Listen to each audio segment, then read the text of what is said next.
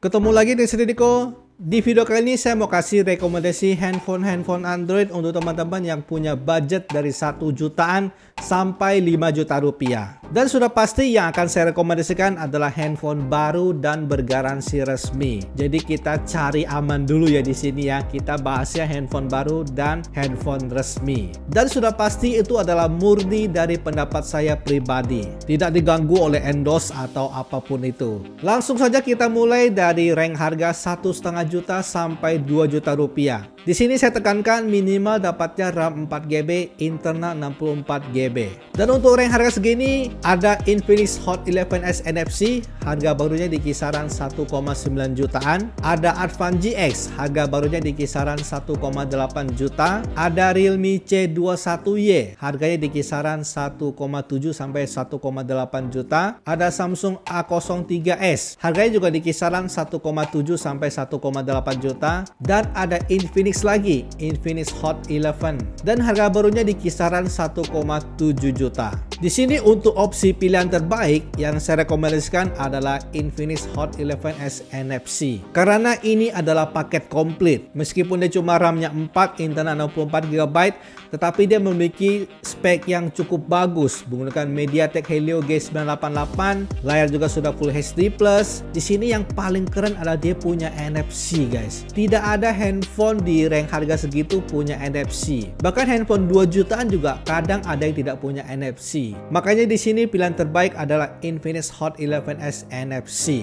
Lalu untuk pilihan kedua, saya lebih prefer ke Advan GX. Karena Advan GX ini RAM-nya 6GB, guys. Ini adalah sebuah bonus. Handphone di bawah 2 juta, RAM-nya 6GB, menggunakan chipset yang cukup kenceng juga, Uni SoC Tiger T618. Saya juga pernah review dan dia performa gamingnya cukup bagus. Dan juga dia mempunyai sensor gyro, guys. Tidak seperti handphone brand lain di rank harga segini, itu tidak ada sensor gyronya, cuma Advan GX. Jadi kalau teman-teman yang suka main PUBG, COD Mobile, nah ini adalah pilihan terbaik saat ini. Cuman menurut saya dia untuk softwarenya untuk pemakaian daily agak kurang nyaman saja saya. Tidak se-smooth seperti yang ada di Infinix Hot 11s NFC. Dan untuk kameranya juga agak kurang bagus Advan GX ini. Dan juga untuk masalah update software ini saya masih tanda tanya untuk Advan GX ini. Lalu untuk pilihan ketiga dari Infinix lagi, guys, Infinix Hot 11. Karena dia harganya cuma di 1,7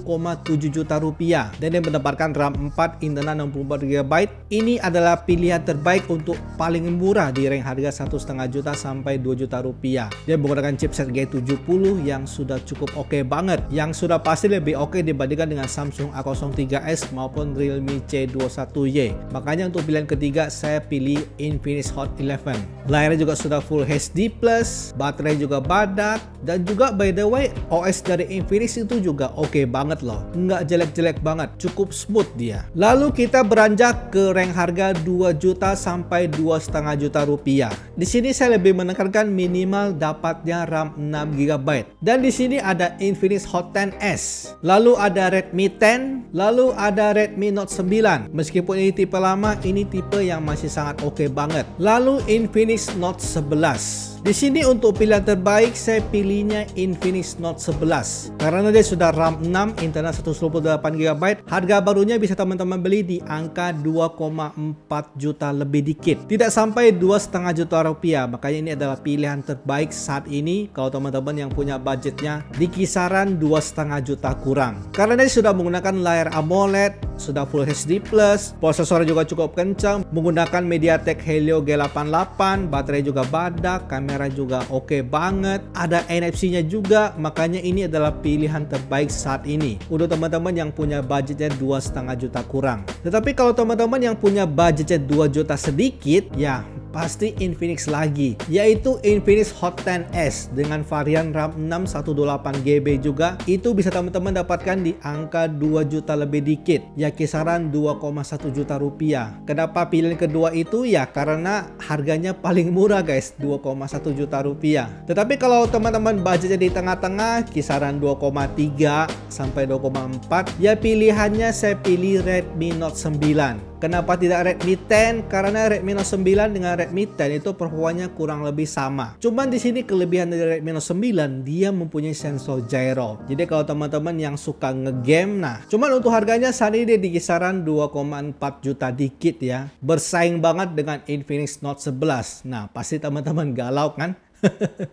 Lalu kita lanjut ke rank harga 2,5 juta sampai 3 juta rupiah. Di sini sudah keren-keren banget untuk handphonenya. Di sini saya tekankan minimal handphonenya RAM 6. Kalau dapatnya RAM 8 itu adalah bonus. Di sini ada Sharp Aqua Sense 4 Plus yang kemarin saya review. Lalu ada Infinix Note 10 Pro. Lalu ada Realme 8i dan Infinix Note 11 Pro. Di sini yang paling worth it untuk rank harga segini adalah Sharp Aqua Sense 4 Plus. Teman-teman bisa mendapatkan handphone ini di harga 2,5 juta sampai 2,6 juta rupiah. Itu teman-teman bisa beli di Tokopedia, itu ada banget stoknya. Dan teman-teman bisa mendapatkan handphone dengan RAM 8GB, internal 128GB, menggunakan chipset yang cukup kencang, Snapdragon 720G guys. Mempunyai layar cukup besar dan juga kualitas layarnya juga cukup bagus, menggunakan Android stock yang juga cukup bagus.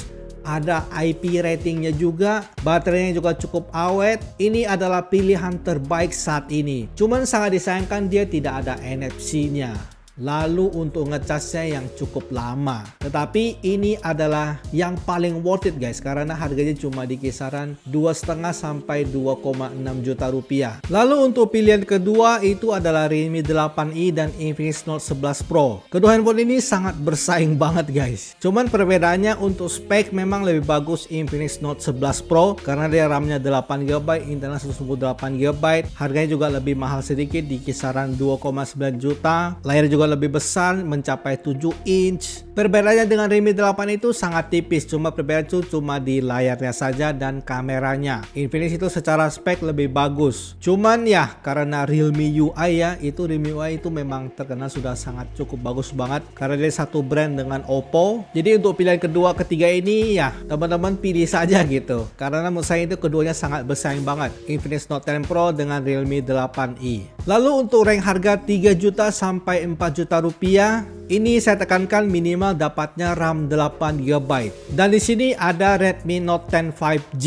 Lalu ada Realme 8 5G juga. Lalu ada Redmi Note 10 Pro. Dan terakhir adalah Poco X3 Pro. Di sini kalau teman-teman yang budgetnya 3 juta sedikit, pilihan terbaik adalah Redmi Note 10 5G. Pas saya cek itu harga pasarannya di kisaran 3.100.000. Ini adalah pilihan paling murah, paling worth it ya. Karena cuma 3.100.000, teman-teman mendapatkan handphone dengan spek yang cukup bagus. Pertama sudah 5G, RAM sudah 8, internal 128GB, menggunakan MediaTek Dimensity 700 yang sudah cukup kenceng banget. Karena saya sudah tes main PUBG itu sampai semua isi juga sangat smooth banget, tidak ada kendala sama sekali. Dan itu adalah pilihan paling murah, paling worth it, yaitu Redmi Note 10 5G. Lalu misalnya kalau budget teman-teman sudah mau mentok sampai 4 juta ya, 4 juta kurang dikit ya, pilihan terbaik adalah Redmi Note 10 Pro dengan Poco X3 Pro. Kedua handphone ini memiliki fungsi yang berbeda guys. Kalau Poco X3 Pro itu lebih menekankan ke performa, sedangkan Redmi Note 10 Pro itu lebih menekankan all around. Jadi dia secara keseluruhan itu sangat oke banget, imbang semuanya. Jadi kalau teman-teman yang tipenya tidak terlalu gaming banget, Redmi Note 10 Pro adalah pilihan terbaik. Tetapi kalau teman-teman yang benar-benar ngincar performa gaming ya, Poco X3 Pro adalah pilihan terbaik. Lalu lanjut di rank harga 4 juta sampai 5 juta rupiah, ini sudah pasti minimal RAM-nya 8GB. Dan di sini ada Mi 11 Lite, lalu ada Poco X3 GT, ada Samsung A52, dan terakhir Realme GT. Di sini untuk teman-teman yang budgetnya 4 juta dikit ya, pilihan terbaik ada di Poco X3 GT. Ini adalah handphone yang sangat kenceng banget, bahkan mengalahkan Poco X3 Pro guys. Desainnya juga nggak jelek-jelek banget, cuma di sini disayangkan dia menggunakan layar IPS ya. Teman-teman mungkin pasti ada yang komplain ya kan, udah budget 4 jutaan layar masih IPS, tetapi tergantikan dengan performanya yang sangat kenceng banget Poco X3 GT ini. Jadi kalau teman-teman yang pengen layarnya AMOLED ya, teman-teman pilih Mi 11 Lite. Ini adalah handphone yang cantik sekali, tipis banget, layarnya sangat bagus banget. Sudah Super AMOLED 1 miliar warna lagi. Ini adalah pilihan yang sangat oke banget kalau teman-teman yang sangat mementingkan kualitas layar. Lalu misalnya kalau teman-teman budgetnya sudah sampai 5 juta kurang dikit, ya cuma ada dua pilihan terbaik, yaitu Realme GT dan Samsung A52. Di sini sih secara keseluruhan sih spek menang Realme GT ya, karena dia sudah 5G, sudah sangat kenceng banget. Ya pilihan sih tetap lebih ke Realme GT sih dibandingkan dengan Samsung A52. Tetapi ya mungkin ada teman-teman yang sangat mementingkan UI ya, tapi Snapdragon 720G loh, sayang banget gak ya? Dibandingkan dengan Snapdragon 778G dari Realme GT sih, saya sih lebih pilih Realme GT sih dibandingkan dengan Samsung A25. Oke, tadi adalah rekomendasi saya dari budget 1 jutaan sampai 5 juta rupiah. Dan semoga saja teman-teman terbantu dengan video ini, karena ini saya sudah searching di Tokopedia, benar-benar klasifikasi dengan baik. Tetapi namanya juga pasti ya, manusia pasti ada kekurangan. Jadi kalau teman-teman ada pilihan yang lebih oke, teman-teman share pendapat kalian. Untuk rank harga berapa, dapatnya handphone apa yang lebih worth it dibandingkan dengan pilihan saya. Nanti kita sharing di komentar.